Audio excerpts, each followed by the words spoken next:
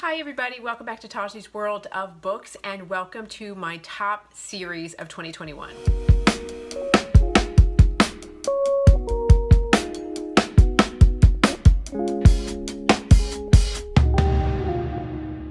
Hey you guys, so I have said that I was going to do this video and so I need to get it up, and these are going to be my top series of 2021. 2021 was a great reading year for me. There were so many really good books that I found and great series, and so it was really difficult to separate it in terms of like which was my top book. So I decided to divide it in the following ways. I did my top series, I did my top duets, and I did my top standalones. And so for me that made the most sense because I really wanted to parcel it out, and even then it was still really difficult. So let's get into it. Okay, so in this video, I have selected 10 series of 2021 that I absolutely loved. Okay, so there are 10 of them, and let me start this way. I have like some notes down here that I want to refer to. Number one, I wanted to, and these are in no particular order, but I wanted to talk about the Broken Love series by B.B. Reid. There are 5 books in this series. This is, oh God, in a class of its own. It's like up there in the bully romances with Carter Mahoney. It is up there, Carter Mahoney is Untouchables. It's up there with Penelope Douglas's, what is her series with her like one of her high school bully romances. I can't think of it right now, but these are really good. And so this is about Lake and Kieran, and she's known Kieran her whole entire life since they were children, and he has tormented and tortured her for years and years. And something happens when they're like 10 years old or like 7 years old or something like that, and as a result of this incident happening, he gets sent to juvie. And he believes that she is the reason that he has gone away to juvie. And he comes back into town, and when he comes back to town, he wants more than her tears. He wants blood, sweat, tears, and it all. And he comes for her with a vengeance. And this series is no fucking joke, but it is so damn good. There are several situations in here that are dubious consent, non-consent. You know, it pushes the boundaries and it pushes the limits. Kieran has several brothers. I believe one of his brothers is named Keenan. There's a whole group of them. So because of the 5 books in the series, like I think like if my memory serves, the first 2 books are about Lake and Kieran, and then other books in the series are about their friend group with the brothers, and all the books are phenomenal. They're so good. This like made me fall in love with B.B. Reid as a writer. And let me say this, I have since read other books by B.B. Reid, and none of them measure up. None of her other series measure up to the Broken Love series. This is like her quintessential work. It is so damn good.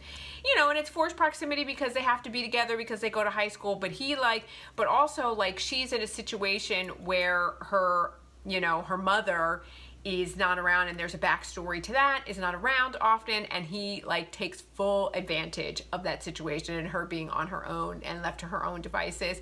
And he is manipulative, and he is a jerk off and an asshole, but you grow to love him. And by the time the series wraps up, you absolutely, and they like when it ends up, you end up like 20 years from now. So you get to see where their lives all end up, and it is phenomenal. And it's steamy, it's sexy, it's spicy, it's a 5 out of 5 stars. It's amazing. Like, do not sleep on Broken Love. This is really good. Okay, so then the next series that I want to talk about is the Hades Hangman series. There are 8 books in this series, and there are 2 novellas. This is an ongoing series, and it is, you know, by Tillie Cole, and Tillie Cole is in a writing class of her own. I put her up there with T.M. Frazier, Tillie Cole, Pepper Winters, you know, Kay Webster. These are some of my favorite authors. They're just, you know, writing in a league above their own. And this is no different. It's definitely a dark romance. There are several books that follow. There's an ongoing plot that is sort of connected throughout the entire series that grows and evolves, but each individual book can be read on its own with an HEA, if you will, or a happy for now at the end of the series. But in order to get the best reading experience, you do need to read them in order. And like I said, there is an ongoing books that are coming out. I think we're waiting for Vikings book to come out, book number 9, and she's supposed to be coming out with that in the spring of 2022. Now, this is an MC romance. This is about a group of sisters that were in a cult, and obviously the MC that has been around for ages and ages. The story here is about Salome and River Styx Nash. River meets Salome when he is a young boy, when he is on a run with his father, when they're going to their dumping grounds to dump bodies, because that's where they do all their business. And while he's there, he sort of goes off on his own away from his father, and he runs into Salome, and she's behind a fence, and she's covered in blood, and she's pleading for help. But what she doesn't know is that River can't speak. He is mute. He doesn't speak. And so, but she is like, he calls her Wolf Girl because she has like wolf-like eyes, she's really dark hair, she's dressed in olden garb, and something is clearly going on, but they can't communicate. And his father calls him, she gets pulled off, and so they get pulled up away from each other. But this meeting was their meet cute is so impactful that he never forgets her, and everybody thinks he's crazy because they're like, yeah, you met Wolf Girl like in the woods somewhere, or like whatever. And so through a series of successive events, Salome breaks out of this camp, this prison, this cult that she's in, and she makes her way to Styx, and the story sort of evolves from there. And it is full of plot, it's full of intrigue, it's a love triangle that happens in this book. There are broken heroes, there's a book for menage, like she covers so many different tropes in the entire series that every book has something different that will whet the appetite for any reader of like dark romance, and it is so good. And by the time you finish this book, you're so invested in this series that you cannot wait to hear, especially because of the love triangle. You want to see what's going to happen with the other character that's in here, but you also want to see like each of the members of the Hades Hangman get a book and get a story. And so as it evolves over time, like you are just all in for each one of these characters, rooting for them. There is definitely non-consensual situations in here. There's dubious consent. There are lots of trigger warnings for suicide. There are lots of trigger warnings for loss of a loved one. Like, there's just a lot going on in this series. It's not for the faint of heart, but it is an absolute 5 out of 5 stars. It's a page turner. It is a series that you want to binge on. You will not be disappointed with the Hades Hangman series, and Tillie Cole delivers in a lot of ways on this. So this is definitely worth the read. It ain't me, babe. The Hades Hangman. Okay, so then next I want to talk about S.C. Stevens' Thoughtless. This series, for me, rivaled what I read in 2020, which was After, and it was my favorite series of that year. This probably is one of my favorite series of 2021 for sure, maybe of all time. Like, it rivals After, because After I still love and I still think about, and Thoughtless is no different. Thoughtless is written by S.C. Stevens. There are 4 books in the series. There are 2 books that are told by Kellan's perspective. And so that's Thoughtless, and then it's Kellan's perspective, the next book. And then there's Effortless. And now I just heard in 2022, she's putting out Kellan's book and his perspective, and I cannot wait. I absolutely love it. This story is so damn heartbreaking. And I've heard people say that they don't like it because in this first book, it's about Kira and her boyfriend Denny. And they move from, I think it's like they're in the Pacific Northwest. They move because Denny's job, he's from Australia. They go to like college together. They have really worked out this really long relationship, and it's just worked out really well for them. So he reaches out to his best friend, Kellan Kyle, who Denny lived with him during a study abroad program, so that's how he knows Kellan. So he's like, listen, me and my girl are like leaving like wherever our university is because I got a new job and we need a place to stay. Can we kind of like crash with you? And Kellan's like, dude, I got this house. Like, sure, absolutely. My roommate just moved out, no problem. So they move in, and when they move in, then a situation ensues and it becomes a love triangle situation. And some people don't like this book because it is very angsty. It is, I mean, when I say it's angsty, it is over the top angsty. And you get mad at Kara because Kara can't make a decision and she cannot make up her mind. And she is truly torn and broken, and she's hurting everybody because she can't make a decision, and she can't stick with her choices, and she doesn't want to trust what she knows is right to do. And I love this story so much. I think it is so well written and so well done, and I think if you can get past her naivety and her being just young and not trusting herself, because when you go through all of the series, and every series, this is Kellan is a rock star. He is in a really really good rock and roll band, and it's not only about, like, you know, the love story and the love triangle, but it also is about the career of his band and what that means and what's happening for them as they evolve as a group. And so each of the books, like, go into subsequent characters in his band. And the final book, I can't remember what the final book's name, what that final book is, but it's about one of the guys that, like, is like the comedic relief. It's his story, and I'm telling you, it is so daggone good. It is like you are just in tears over these characters, and you absolutely love them, and you want to be in this world more.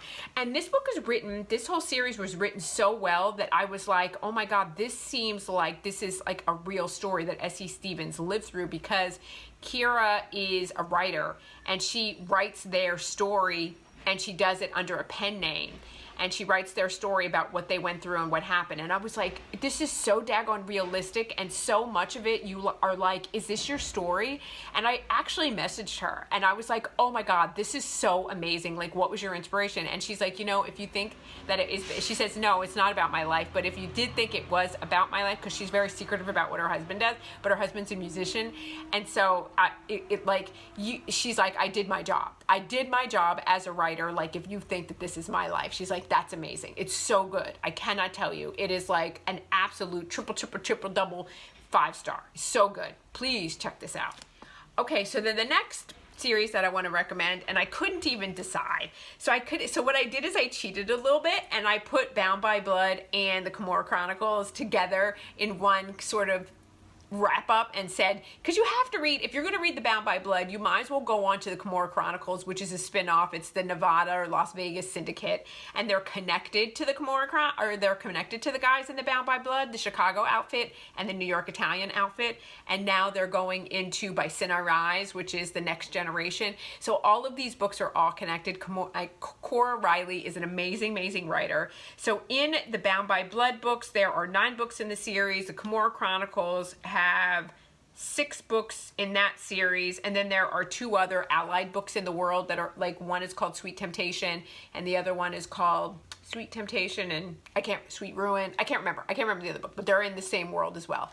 And these books are absolutely outstanding. Like I said, it's the Chicago outfit, it's the Italian outfit, and it's also the Las Vegas syndicate. It's about the rival families, and the first book in here is about Luca Vitelli, and this is about Luca, and he is the capo of the New York family, and he is, you know, in an arranged marriage with Aria. She's the princess of the Chicago outfit. They're merging and creating an alliance, and it's about the ongoing plot. Same thing. It's an ongoing plot of all the ongoing mafia wars and what's happening with all of the families between New York and Chicago, but it also is about their individual love story. Each book ends in a happy for now. You get to see all of the characters throughout all of the books, so you get very familiar with this world. It is one of the best mafia series, I think, that's very realistically written, and all of the female characters are going to be virgin princesses, more or less. They're virgin princesses,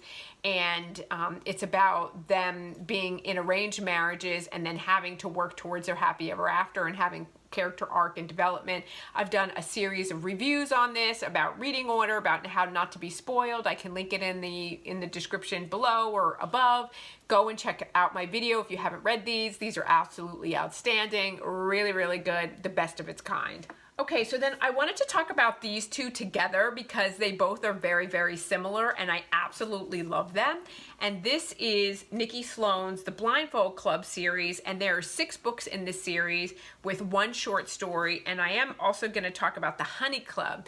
The Honey Club has 3 books in the series with 1 novella in a bind-up that Kristen Ashley wrote. And these are both about BDSM club situations where you are learning about BDSM and learning about how BDSM is used to heal different characters for different reasons. Over here you have alpha bottoms. So all of the guys that are in this book are alphas, but they are like bottoms, and they love to be dommed and topped by their females that are strong, dominant mistresses. And over here you have various types of kinks. So you have some that are exhibitionists, you have some that like shared play, you have some that have that are partners where they have a sub that plays with them, you have some characters that are in relationships with a porn star. There's a lot going on in each of these series, but it all centers around a club that has a high entrance fee for admittance, high security, high protocols, high-end type. Over here you're buying girls that work at the Blindfold Club, and you go in and you are supposed to be bidding on high-end wine, but really the wine are the girls that work in this establishment. Over here, this is a club that's set in Las Vegas that's run by, and I think that the guy's name that runs the Honey Club is, I can't remember the main guy that like runs the Honey Club, but they have similar characters. Like, you know, over here, the guy that runs Joseph is the one who owns the Blindfold Club series, and there's a similar character that owns the Honey Club and all of the girls that he protects and they work with, and they're both really, really good. And if you want BDSM, if you want specific kind of kinks, if you want to get like all the flutters and all the feels, each of these books, and the stories are really good. Like this is about Amélie and Olivier, and Olivier is so scrumptious, and he's like this firefighter, like huge guy, and Amélie has been working and she's one of the best mistresses in the club. You have a similar character over here, so it's like the same kind of theme. They're both really, really good. They are quick reads. You're going to thumb through them. This one has a novella that is in the bind up, and the bind up is called Tying Loose Ends, or Tying Up Loose Ends, and it's about a menage couple, and they are so damn sweet and so good. You just want more and more and more of this. So if you have, you know, any inclination that you want to jump into the BDSM pool, either of these are great places to start. Now I'm getting to the really good stuff. These are really, really good. All right, so let me talk about this. So this is by C.J. Roberts, and this is the Dark Duet. There are 3 books in the series. I think there's this book, there is like another book, and the epilogue. And this series is so good. It is really, it's a captor-captive situation. Check out the trigger warnings. It is so dark. There is dubious consent, non-consent, a lot of stuff that goes into this situation and this series.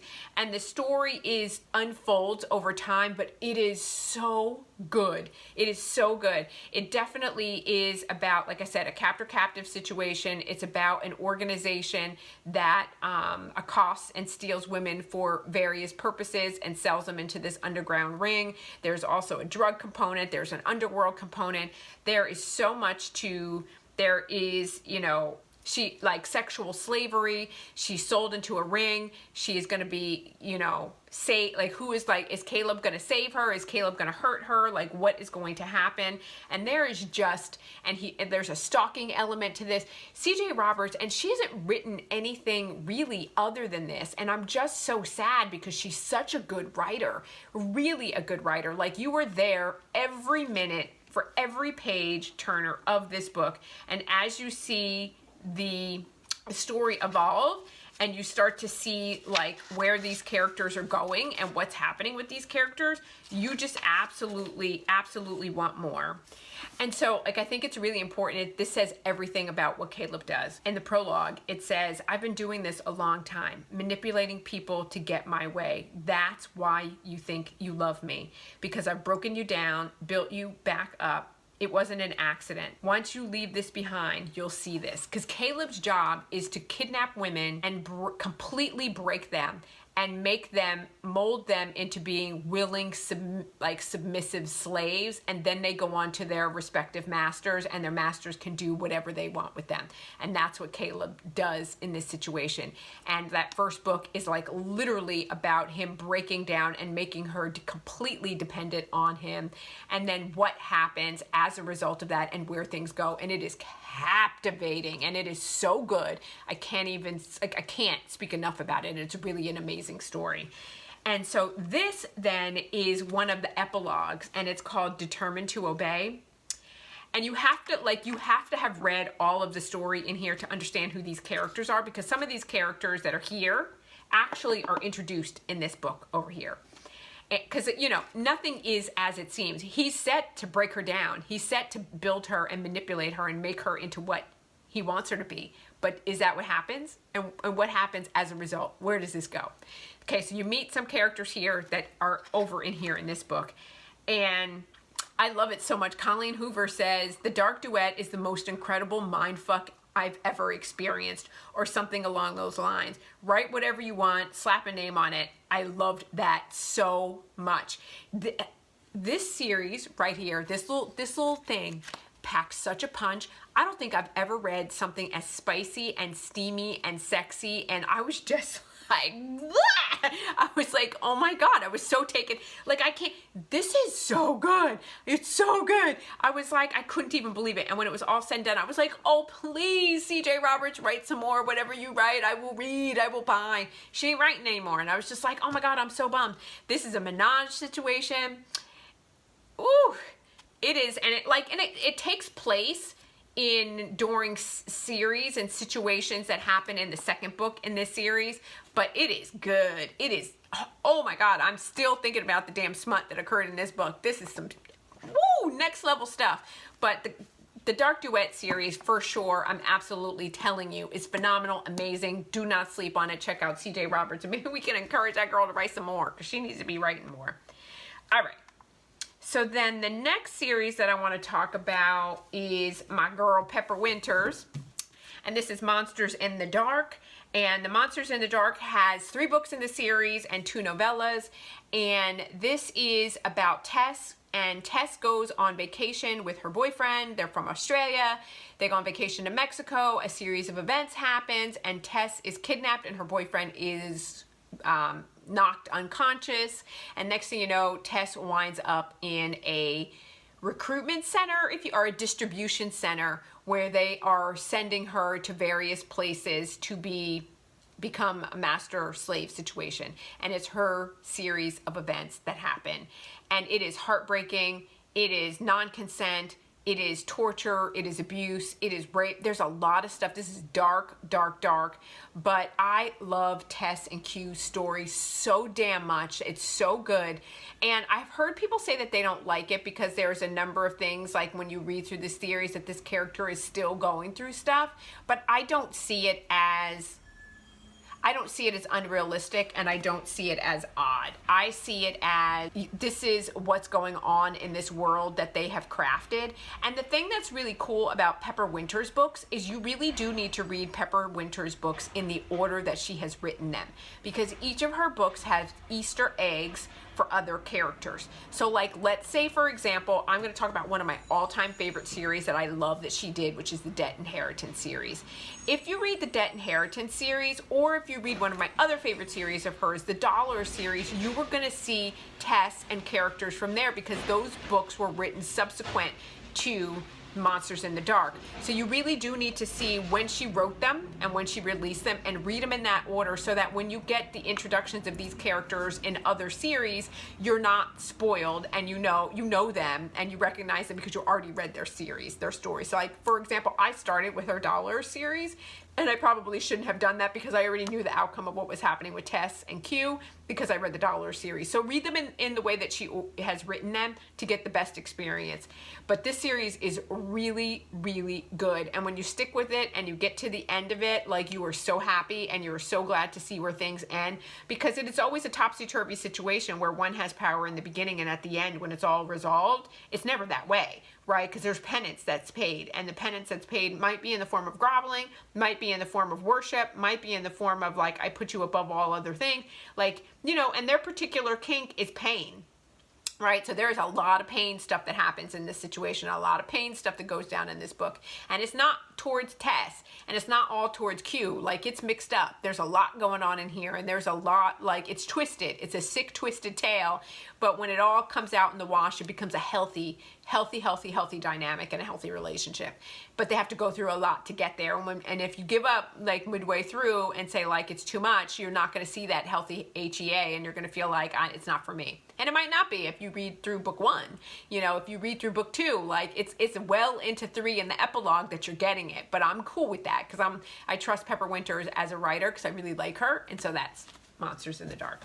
And then the last series that I absolutely love, and I will go down in the books, with the Debt Inheritance series. And the Debt Inheritance series has 6 books and 1 epilogue, and I absolutely love this story so much. And this is about Jethro Hawk and Nyla Weaver.